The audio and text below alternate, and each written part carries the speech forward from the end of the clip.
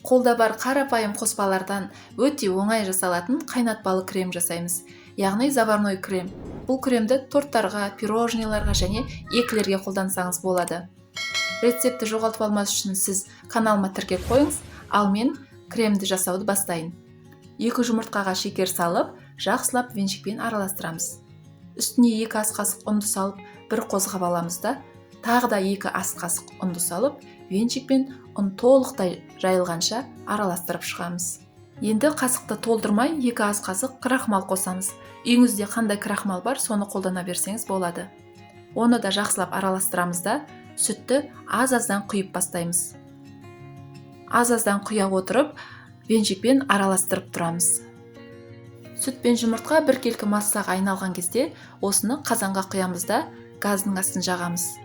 Кремнің дайын болуына өте аз қалды. Енді осы массаны отқа қойғаннан бастап, үзбей венчикпен араластырып тұрамыз. Шамамен 2-3 минуттың ішінде осылай масса қоюлана бастайды, яғни кремге айналып жатыр деген сөз. Масса толығымен қоюланған кезде астын өшіріп, осындай сары майымызды саламыз да, венчикпен араластырамыз. Мінекей, аз ғана уақыттың ішінде крем дайын болды. Оны бөлек ыдысқа құйып, бөлме температурасында салқындатамыз. Содан кейін 1 сағатқа тоңазытқышқа қойып алсаңыз, одан сайын қоюлана түседі. Ал сіз көбінесе қандай крем қолданасыз? Комментарийға жаза кетіңіз.